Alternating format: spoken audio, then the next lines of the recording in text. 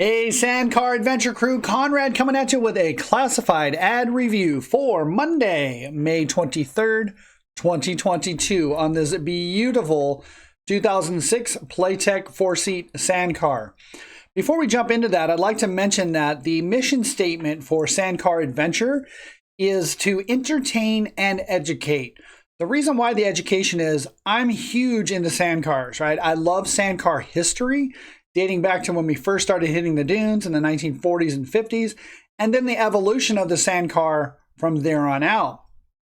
So what kind of struck me on the education portion of this today is this is actually a Playtech sandcar. So I'd like to get a little bit of that history. Oh, and I'd like to mention too, 270 YouTube subscribers. Thank you very much to those that have already signed up. If you enjoy this content and you want to see more in the future, please hit that subscribe button and hit that bell. Let us know you're here. Leave us a comment as we create this channel. Let us know what you want to see. So let me jump over here and let me hit this. Here's Playtech Racing today. Here's their Facebook page. Here's a multitude of cars. Check this out, glass body cars. They're heavy into off-road racing these days, right? And they partnered up with a few different teams, and they're building off-road race cars. They've been at this for a long, long time. They're still in business. They're in Southern California. So if you need any fabrication or any repairs, you might want to hit these guys up. If you've got a Playtech, they know their cars, so you want to run it over to them and have them get it fixed up as well. And then, let's see here. Let me get back to this Playtech. Here's the education portion of it. I'm probably going to get some pushback on this one. In my opinion, Playtech Racing, John over at Playtech Racing, he invented the long travel sandcar industry. There, I said it. Here's the reason why I say. Back in the early 1990s, pre-internet, God, you remember what it used to say, www. I was like, what the hell is this? Anyhow, I digress. We got magazines in the mail, right? We had subscriptions. So I don't remember if it was Sand Sports, Sand Addiction, Sandsation. I don't know which one it was. I had subscriptions to all of them. The issue arrived, and on the cover was two Playtech sandcars. There was a yellow one and a blue one. If memory serves me, the yellow was 2 seats and the blue was 4 seats. They had VW bus boxes in them, as well as an air-cooled VW engine, like 2 liters with carburetors on them. But guess what else they had? This I-beam suspension on them, as well as some really long trailing arms in the back with these shocks on them. Now, here's the thing about this of why I say John over at Playtech invented the long travel sand cars, because this is a sand car. All right, it was built as a lightweight, dune-specific sand car, not an off-road race car with a set of sand tires bolted on, right? This spurned on a whole industry because we were going from the low-slung or mid-travel cars. All of a sudden, we started getting some mid-travels, you know, with some Fox shocks, but still beams on the front. And then these came out. Then what happened is we started bolting in different engines. Instead of Volkswagens, we were putting in V6s and V8s, primarily the Cadillac Northstar V8s. Well, what happened is now these big V8s are tearing up the 091 bus boxes. So guess what happens next? Mendeola, Weddell, everybody starts inventing their transmissions because now we needed a better transmission to handle the power of the engine, because now we're going 100 miles an hour over the whoop-de-doos and jumping them and wheeling them and doing all of this fun stuff. So here again, I'd like to make mention that Playtech, John over at Playtech, is the inventor of the long travel sandcar and spurned on a whole new portion of our industry. So kudos to you, John. Don't agree? Tell me in the comments. Tell me who you think built the first long travel sandcar. So how about Buckshot Racing? Everybody remember Buckshot Racing? They built some amazing cars, right? So here it is in the 1990s. This is Andrew Buck's car. So he's been a dooner, lifelong dooner as well. So he was bit by this one. He's like, oh my gosh, I have to get one of these cars too. And here it is. This is a Playtech I-beam car owned by Andrew Buck, right? And then what happened shortly after this? The X5, right? So Andrew's like, okay, I'm jumping in on this game, and I'm going to offer my own long travel sand cars. And Buckshot Racing's X5s were just like, again, just the next level up. And if you follow the sand cars currently, here's Buckshot Racing's website. I mean, look what they're building now. Just unbelievably beautiful sand cars. Here's a spin on the X5, just a newer setup, right? Because the other ones were pretty simple with V8s, Mendeolas, side panels. But Andrew Buck built some fantastic cars. And again, I'm saying came from here. All right, I'll get off my high horse. What do people say? Well, Conrad, that's a far fall from a tall horse or something like that. I don't know. I screwed it up. Otherwise, without further ado, let's get into our classified ad review on this 2006 Playtech Sandrail, brought to you by Sandcar Adventure member Anthony Agobian. I think that's how he says it. Maybe I murdered it. I don't know. Out of Laverne, California, he is asking $37,500 for this beautiful car. I'm a fan of purple. It's my favorite color on sand cars out in the dunes. It just glows off of the sand with a chrome, like, oh my gosh. So there's not much to read here. 2006 Playtech 4-seat, LS1, Mendeola 2D, extreme axles. We'll get to the extreme axles in a second. Power steering, which is always nice. King coilovers in the front with, looks like a piggyback reservoirs. And we've got coilover bypass in the rear. Billet spindles are always nice. Turning brakes, dirt tires only. Car's very clean and has low hours, and it certainly looks like it, right? I mean, this car looks brand new. So as far as this is concerned, let's see what we see. Triangulation in the rear shocks. Looks like we've got some side steps on here to help you get in and out. Perfect. Full body enclosed windshield. That's always beneficial. Full set of dirt tires on beadlock wheels. I can't remember what the name of those wheels are, and I'm not going to interrupt this to go look them up. But that's a quality beadlock wheel that we've got on there. Let's go front end. So disc brakes on the front. We can see the lines right here.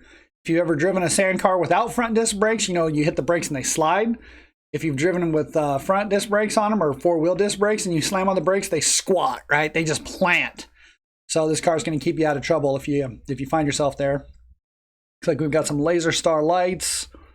Soft top on here. Nice king shocks. I love the chrome. He said billet spindles. Of course, we can't see them. I mean, you can see the top of them here. Driver's side.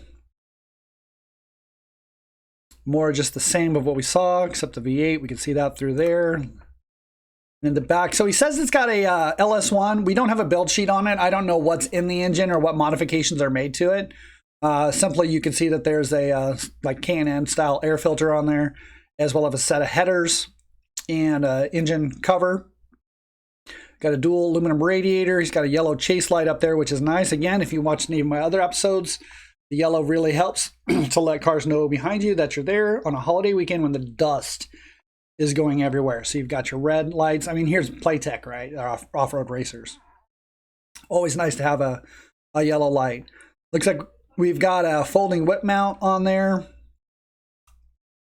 Another shot of the engine. Here's the extreme axles. Round fuel cell. All the weight is going to be over the back. So this is why we're going to be running these bypasses. And here's another shot of those extreme axles. And let's see what the next one is. We might jump back over. So that's interior. So extreme axles. What does this mean to you? Most times we run CVs, right? The 930 or the 934 CV with an axle. And in that, you can run into issues with broken CVs, which doesn't ruin your weekend. It's just a huge hassle to take it all apart and put it all back together and rock and roll. Well, somewhere around the 2000s, late 90s, early 2000s, Extreme, I think it was Extreme Manufacturing, came out with these. So it's basically a drive shaft, right? This eliminated the CVs and the axles. And you can see the axle plunges right here, or the driveline plunges. And you just bolted this to your hub, and then you bolted it to your transmission. And then the bolts are set at a certain shear. So when you're going over the whoop-de-doos, or if you jump it and you're on the gas and you land and the tires hit and grab, it doesn't destroy your transmission. The bolts will just shear. So then you can put some new bolts in it and then rock and roll. So great idea. These axles do not work on every single car. Okay. There have been reports of people that install these in their car and they give it gas and they start to go and the whole car shudders or shakes because the geometry is not right. The axles, the driveline, the extreme axles are actually shaking the car. So if you have these axles on your car, it needs to be, the trailing arms and the geometry needs to be designed around running these extreme axles. Otherwise, you might run into issues. So you're not going to find that on this Playtech because obviously the chassis design was designed around the extreme driveline. So you're not going to have any issues on those, and there's going to be trouble free. Pretty much, you're not going to have any issues. Moving on. Interior. So leather wrapped steering wheel, which is nice. Basic hanger for the steering shaft. We've got, looks like a billet shifter, dual handle steering brakes. We've got maybe a fire extinguisher down there. Nice leather seats. And let's see, we've got the RPMs. We've got aluminum, what is that, diamond plate floor in here. It looks like interior panels as well. Grab handle, rear view mirror, full windshield, which is super nice, so you're not getting blasted. And also, you know what? If you run this car in Arizona, you can street license it, put blinkers on it, put a horn on it, and you can run this thing to in and out. Go through the drive-thru. Try to order your food.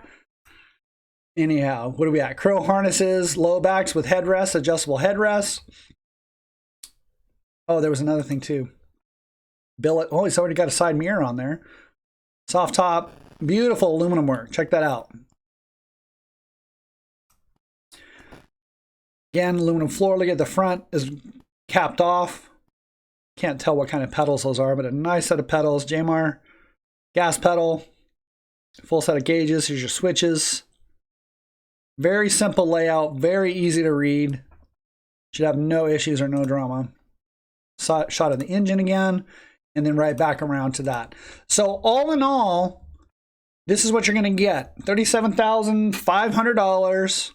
Long travel. A-arm, bypasses, LS1, Mendiola. This is just a fantastic combination for the sand dunes, and you're going to have a lot of fun in it. Not only that, but you're going to have a lot of fun, trouble-free fun, because this is a really, really nice car, built very well. And the damn thing looks brand new. Oh, look at this. The B-pillar. Instead of having it set here, the B-pillar's thrown back here, so you have lots of headroom. You're not going to worry about banging your noggin on the B-pillar. I see a hook right there for tying the car down, which is super cool. But otherwise, all in all, I think this is an epic build. They did a great job. John over at Playtech builds just some really nice cars, and he's a super cool guy. I remember back in the early 1990s, we went to visit his shop to check out his stuff, and he had a trade-in on a Buggy World 2-seat T-top car, if you remember the T-top style. It was a 2-seat swing axle Volkswagen, had like a 1641 in it with a single carb. And one of the guys we were with said, "Hey, John, what do you want for that one?" And he says, "Give me $1,500 and get it out of here." And it was like, here you go.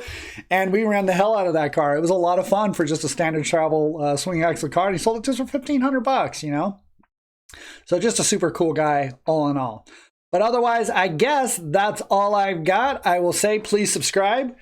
Thank you for watching, and see you in the dunes.